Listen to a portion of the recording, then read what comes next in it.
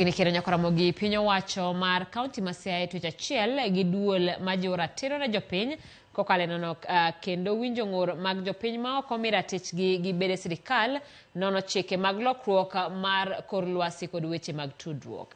Chenro ma kamano geto kedo kod midhiero mabiro kokalo kuom lalruok kata lokruok mag kor lwasi. Jafwambo marwa Otieno Daniel nigi ler mathoth. E limbe gi kaonti ma Siaya, jakom mar duolno Charles Orinda okoni gisenono moko kuom chike ma piny owacho mar kaonti ma Siaya biro tiyo godo kokalo e bad migawo mar alwora.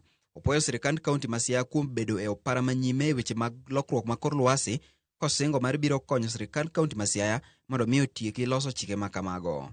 When we have a technical team is going to help them finalize on the issue of the policy on grievance management, but their complaint mechanism was there because we were told there was already 12 complaints which they had reported, which is very encouraging. So my technical team will sit with them to be able to finalize the policy that the Waziri has talked about, and that is why we are here to support them, the counties, in those mechanisms. Orinda onyiso mor mare kotenore gi okang' ma kaonti ma Siaya osegoyo e weche mag tudruok, kowacho ni duolno nigi jolony mabiro konyo sirikand kaontino tieko loso chike mag geng'o midhiero mabiro kokalo kuom lokruok mag kor lwasi.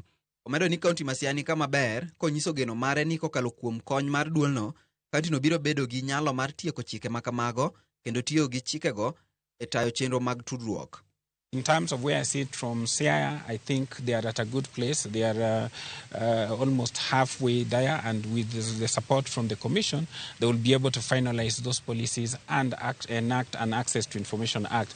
By the way, the Access to Information Act that we are talking about is not necessarily related to Floka only. It would be for the entire county. Orinda noten kod jatend bad migawo mar alwora e kaonti ma Siaya, Ngire Jacqueline Oduol, mabende opuoyo sir ma duolno osemigi kowacho ni gisenyago olemo. Okoni chenrono mar tiyo kanyachiel biro tego kenge mar kedo kod midhiero mag lokruok kor lwasi to kod konyo kaontino loso chike ma pod giongego.